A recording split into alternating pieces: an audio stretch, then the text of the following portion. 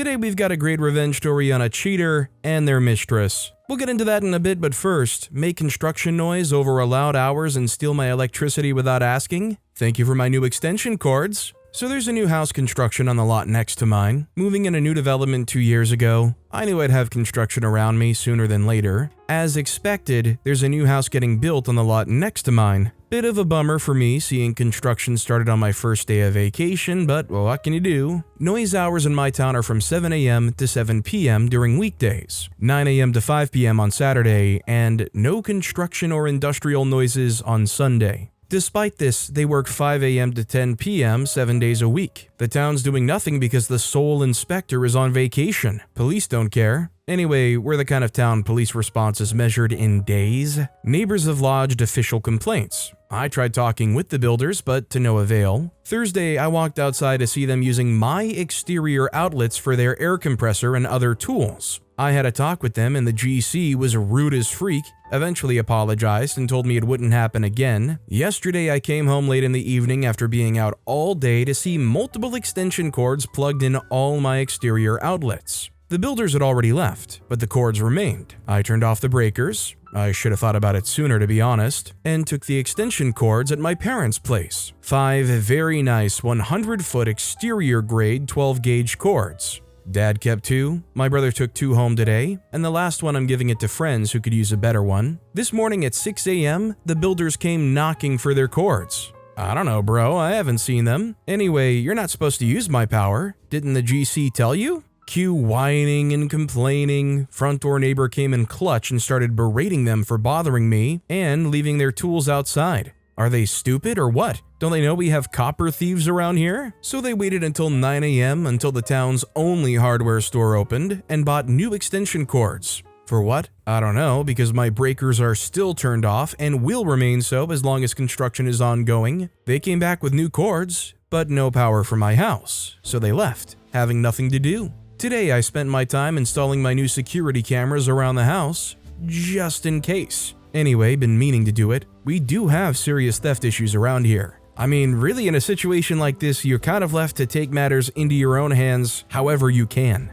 And I think if anything, the neighbor's reaction only especially confirmed that. You got copper thieves, the police will not care and take days to actually do anything or respond, not even do anything. I mean, you gotta fight back however you can. EKFCW wrote, had this happen a while back, except it was the neighbor's lawn crew. They used electric weed eaters and would use my outlet as the neighbors didn't have one on that side of the house. They kept tripping the GFCI, which was protecting other outlets, which I would find later in the week. They tripped it so many times that they killed the GFCI. I replaced it in the outlet cover with one that locked, stopped having issues, and my power bill went down a noticeable amount. So maybe it was more than the weed eater that was being used. Also, hi, I'm Steven, and if you guys enjoy awesome stories of revenge, it would be amazing if you left a like or left a review if you're listening to my podcast. That said, our next story is Wife's Petty Parking Revenge. My wife exhibited a bit of petty revenge this weekend that made me so proud. So I recently got a new job about 3 hours from where our house is. I found a rental house and have been spending the work week there and driving home on the weekends until my wife and kids moved up with me.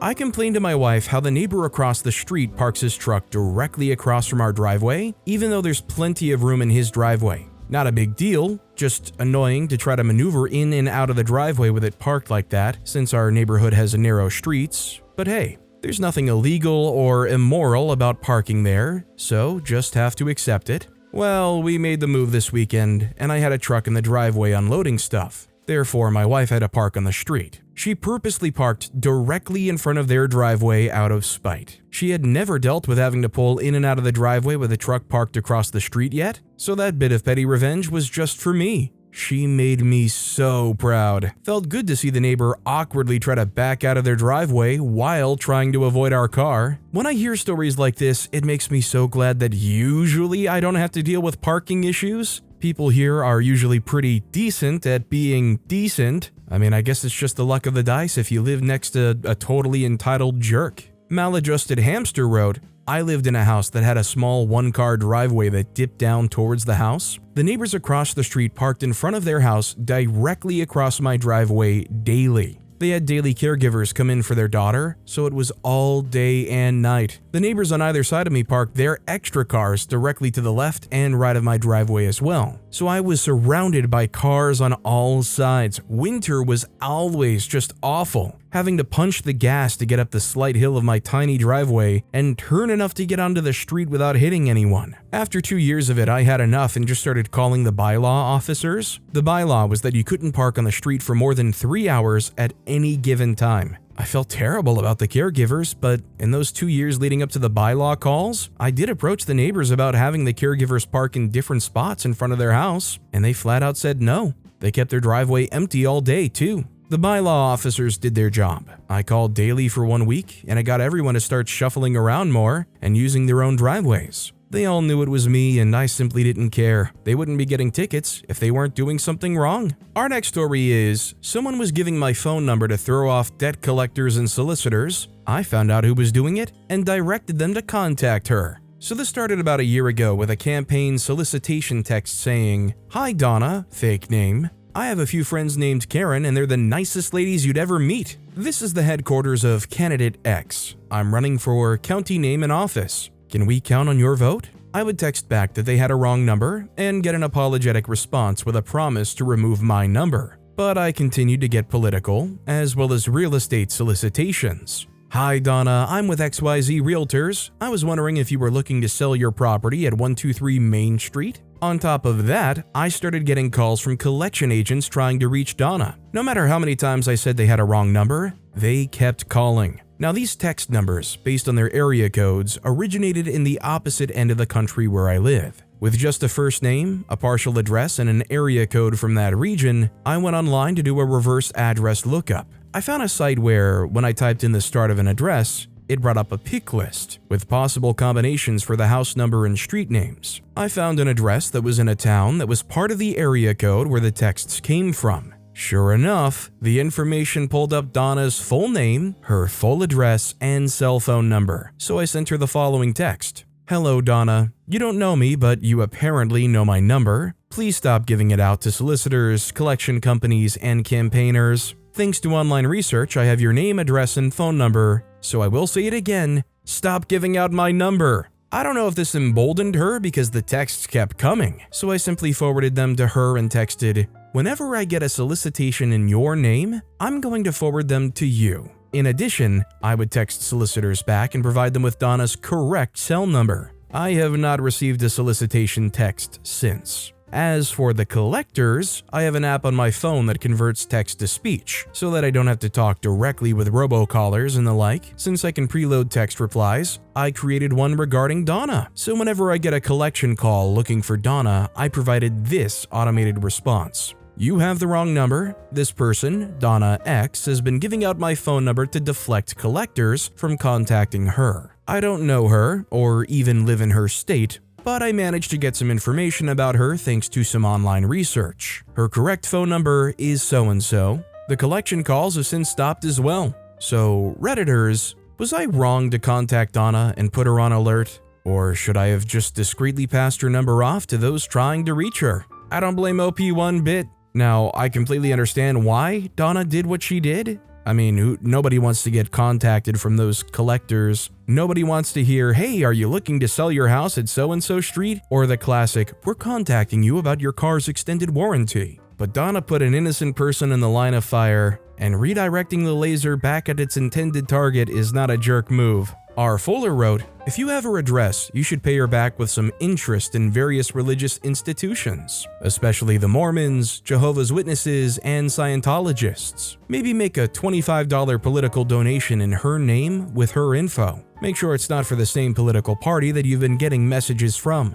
Our next story is, "Throw your vape at me? Fine. Dig it out of the trash." When I was a teenager, probably around 17 years old, I was biking home from my grandmother's who lived 2 blocks away. It was a hot summer day, so my hands got incredibly sweaty, and I lost my grip on one of the handles and I swerved a little. This driver, who was way too close behind me, had to do a quick stop. She honked and I waved, apologizing, and went on the sidewalk to dry off my hands so I could keep going. As she's driving past, I felt something hit me in the chest. I looked down, and it was a vape, a really nice one, and saw she'd pulled over and was watching me from the door mirror. She was waiting for me to leave so she could get it. I picked up the vape, went to the trash cans right in front of her. It was a Tuesday, locked eyes, and threw it away, then rode off. This is just some moron with absolute no IQ. I can't remember what I was watching, but I was watching something where people were on a boat and another person upset the other person, and out of anger, they threw their phone at the other person. It bounced off them and just went splash right in the water. It's impressive the level of dumb you can aspire to be. Fit Discount 3135 wrote, "Who freaking throws something they want back in a situation like that? Serves her right. Well done, OP." OP responded saying, "Road rage gets the better of people." If I had to give a guess, she was like, "Stupid freaking kid," and found the first thing she could throw. Wouldn't be surprised if she was already puffing it when she threw it. Our next story is, friend punished her husband for going to strippers. Firstly, I will preface this did not happen to me. It involves a longtime friend who said she's happy for me to post this as long as I change the names. I just felt it was too funny not to share. So she's married to a guy we'll call Ryan, 31. And my friend we'll call Nicole, 28. I've known her since we were 19, as we used to live in a share house with other people, and have stayed in contact mostly due to my wife becoming besties with her. But I did know her first. Now, Ryan wanted to go to a strip show. We live in a small city that doesn't normally have strip shows, so this was a one-off, like a traveling sort of deal. They had set it up in a bar that was owned by the local bikies, and were doing a big show for one night only. Nicole said, "No way, you are not going,"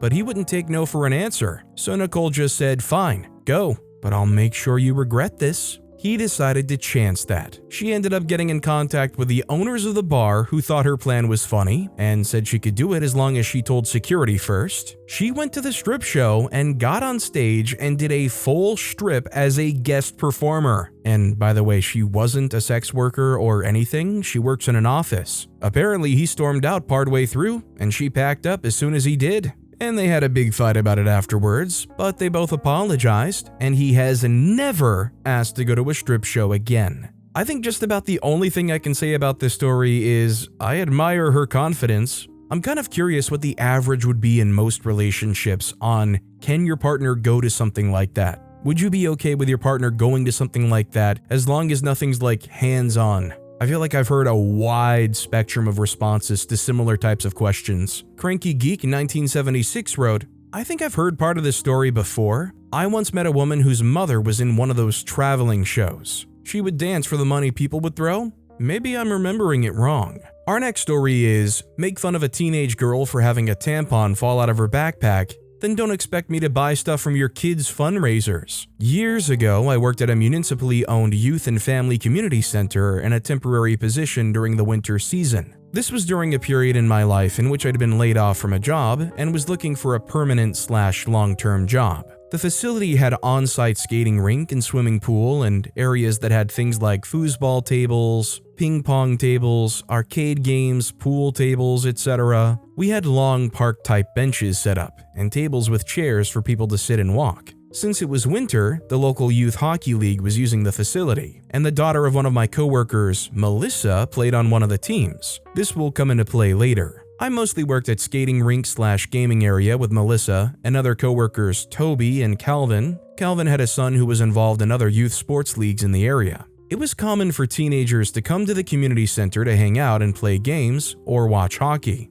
Our rink office had one of those roll-up windows where we could also monitor to look towards the gaming and lounging areas. One day, one of the regular teens visited the youth center. It was a teenage girl named Sarah. Very polite girl, and often came with a mini backpack. One of the park benches was in view from the rink office. Sarah was there talking with a woman who often visited the center. The woman was sitting on the bench. Sarah's backpack had a side pocket, and it wasn't completely zipped. A tampon fell out of the pocket. My coworkers and I saw it. They laughed at her for the tampon falling out. I walked out of the office and went over and picked it up and handed it to Sarah. I did tell my coworkers they shouldn't laugh at things like that. I was irritated with my coworkers. I know it's not a big deal, but women and teen girls need period care products, and they shouldn't be shamed for having the products with them, and if something falls from a purse or a backpack, they shouldn't be laughed at either. I'm a male who grew up with 3 sisters, and my mom drilled into my brother and me that we shouldn't laugh at them for going through something that is part of their bodies.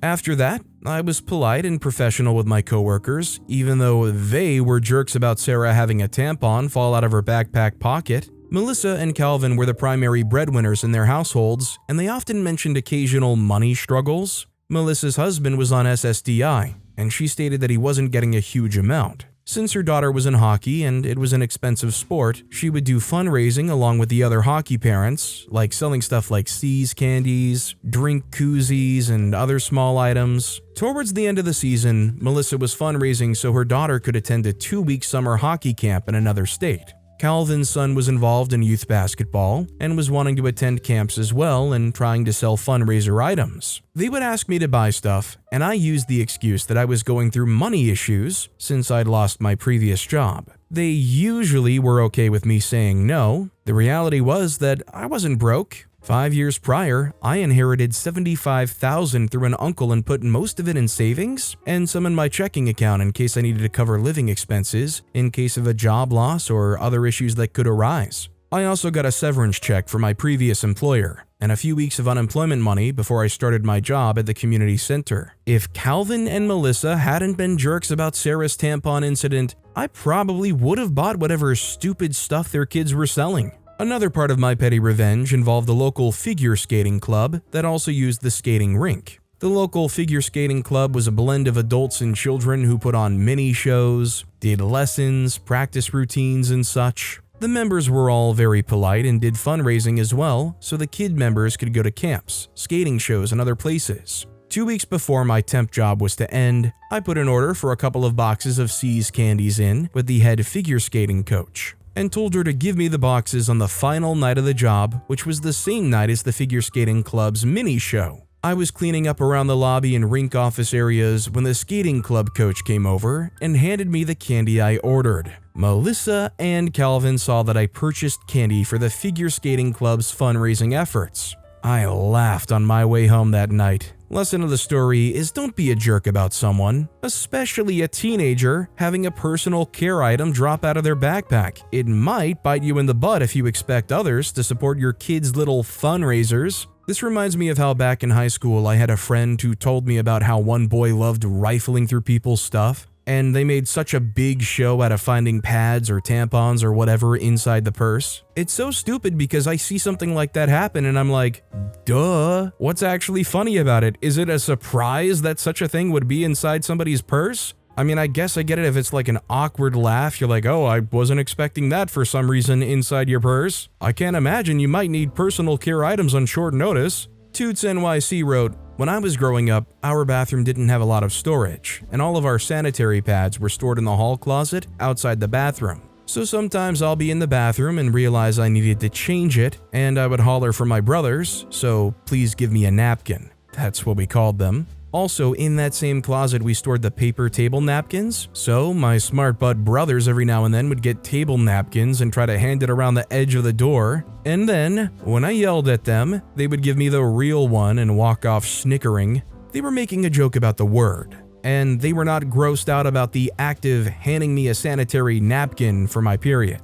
My big brother came home from a high school band trip and told me that he'd gotten all the girls yelling at him because of this incident. When time to leave and people were gathering in the bus, one of the girls said she needed to run back to the bathroom. Someone cautioned her that time was running out and they'd already been sent there. She said, I'm on my period and I'd had to come back to the bus to get a pad and I need to go back to change it. My brother was closest to over here, so the bus was filling up and she hadn't gotten back yet, and the band leader asked where she was. Someone said she'd gone to the bathroom, and the band leader said, I thought you went earlier when I told you all to go. My brother piped up and said, she had to come get a pad so she can change because she's having her period. Every woman on the bus started yelling at him. He came home so mystified that everybody acted as though it was something you simply should never talk about. He thought it was so stupid because in our household it was just a thing that happened. Our next story is, cheat on me? Well, good luck having your mistress take care of your lazy butt. This is not my story, this is my aunt's story. I'm in her house because there's a family reunion. My aunt, let's call her Sarah, and her ex-husband Richard, this happened almost 10 years ago. My Aunt Sarah discovered her husband was cheating on her with a 25-year-old. He was 49 and my aunt was 42. They had 2 kids. Now, a little backstory, my aunt was a stay-at-home mom. She was very health conscious. In our culture, people tend to overfeed you, but she was against it because people in our family have heart conditions and diabetes. Richard was someone who liked to eat and lead a lazy life. My aunt always pushed him to do some exercise. The reason is none of the men in his family lived past 55. She wanted him to stay alive for the kids. She always cared for his health, did all his chores, and was a good wife overall. But it wasn't enough for Richard. He went on and cheated on her and blamed her because when he's with the mistress, he feels alive. The mistress doesn't force him to eat healthy or exercise. The mistress doesn't nag him all the time. My aunt was devastated. Her husband left her and soon she's going to be a single mom. So, instead of wallowing in pain, she packed up his stuff and went to the mistress's house. She left those bags and had a long list. The list contained the number of medications he needs, what he needs to eat, his schedules, where he shops, what he likes to eat, etc. It's basically a manual of how to keep her deadbeat husband functioning. The way my aunt described the mistress's expression is priceless. It's like as if there was an explosion in front of her. A few days after she left, she would get constant calls from the mistress about her husband. She would complain he doesn't like the food she makes because it's not like hers. Even her ex-husband had the audacity to call her when his girlfriend wasn't home so that she can come and cook. She would always hang up. They both called multiple times. My aunt turned them away each time. She got backlash for not caring, but she was stubborn in her decisions. Over the time, her kids also stopped visiting their dad because their dad knows nothing about the kids. It's been 10 years, she's divorced, she works as a teacher in a school. Her kids are all established and takes care of their mother. They barely talk to their dad. Aunt never got married. I think she doesn't want to either. On the other hand, Richard and his mistress are miserable. The last time I saw them, Richard looked fat. Like, really fat? He had a heart attack last year. The mistress looks like she aged 20 years. She looks miserable. And whenever she looked at Richard, it seems like she wanted to kill him. I guess my aunt was the only one keeping him alive. But I'll give him credit for making past 55. If the aunt is even 25% as good, loyal, and caring as they sound, it's no wonder why they managed to push past 55 because they had the years where she was trying her best to manage an unmanageable person. Shelby Lee wrote, "Your aunt is the queen of her life. She was disrespected by a foolish man and his insecure mistress, and yet she rose above their cheating to deliver the lesson of a lifetime. Kudos to her." I don't understand a culture that's alright with men treating women as less than the amazing humans they are, but I guess that mistress hadn't learned that someone else's husband shouldn't be the partner you hang your future on. Sad for her, but she chooses to continue with that lifestyle. Opie responded saying, "I think she's waiting for him to die so that she gets his property, but the amount of money he's spending on treatment, he'll go bankrupt before he's dead." Our next story is, I forgot I was recording, 4th of July revenge. Dear gods, this was satisfyingly petty and I just had to share. I, 30-year-old female, went to the grocery store to pick up prescriptions for myself and my 2 roommates who happen to be my amazing grandma, 73-year-old female, and my great-grandmother, 94-year-old female. While on my way out, I decided to grab one of the $35 value packs of fireworks for the 4th, which was the next day. They were really excited and it made me just as excited, as I like setting things on fire. Legally. Last important note for this story is we live in a trailer park that used to be a 55+ community. It hasn't been for at least 5 years. Anyhow, here's the juice. I went out and started setting up at sunset. I moved cars, cleaned the area up, wet the ground to cool it down, and dampened the house in bark dust. I also set up a 5-gram water bucket about 1/3 filled to put our used fireworks into. Where I live, you can't have anything that shoots into the air like a projectile. Only fountains and such are allowed. Doesn't stop people from crossing to other states to get the big boys, but I am not one of them. My neighbors were though. It'll come up later. So I helped my 94-year-old great-grandma down, and we set up in the driveway and start setting off a couple smaller fountains. The snaps and crackles of a couple caught us very off guard. We were having a blast. About 15 minutes into it, a car stops and waits for our current fountain to finish. Or so I thought. The driver, an elderly woman in her 70s it looked like, gets out and shouts at us that we are not allowed to shoot fireworks on park property. I look at her a bit dumbfounded and asked her what she said. She repeated herself and told us if we continued, we would be put up for eviction from our property. I asked her if she was park management and she replied she wasn't, but she was head of the park's rules committee and had been since we'd moved here in 2016. We had never heard of it after living here since 2014. She snapped that it's in our rules and we need to read up on them and cease our violation of the rules or she would have us kicked out. She finally went on her way and I scoffed a little. My grandmas were both a bit shaken and told me to just stop, but I felt petty. So, with my thousands of hours of body cams and listening about entitled people on rSlash, I looked down and remembered my phone had been recording the entire time because I was filming our fireworks. So I went for a walk, wondering who this lady was. I spotted some familiar neighbors who have been here for 20 plus years, and I asked them if we had a park rules committee. All three of them stared at me like I had 7 heads. Yeah, that's what I thought. I asked them about the rules, and the eldest confirmed it wasn't allowed. But as long as we were being safe, no one was going to give us trouble. I told her about my setup and showed her the video of the lady. They were dumbfounded and said she was full of it. As I was walking back, I spotted her standing in her front yard staring at me. It was right across from sweet old lady's house. So I pointed and yelled, "Hey, there she is! It's the park rules committee head." She glared at me and snapped, "I am the head of the park's rules committee." The elderly man who walked his dog 3 times a day that was behind me scoffed and went, "No you're not, lady. Happy 4th. She was ticked and stormed back into her house. That wasn't the pettiest part though, because remember my neighbors? They were a bit younger, like me. When I told them what had happened, they started setting off the biggest and loudest ones, because we all live pretty close by. I hope she had a good 4th, honestly. I'll update you when I get our eviction notice. Wink. Happy Independence Day. Stay petty, America. You know what I mean. It really does not surprise me that on the 4th of July, there's some entitled old Karen driving around trying to find some people to harass and ruin their good time.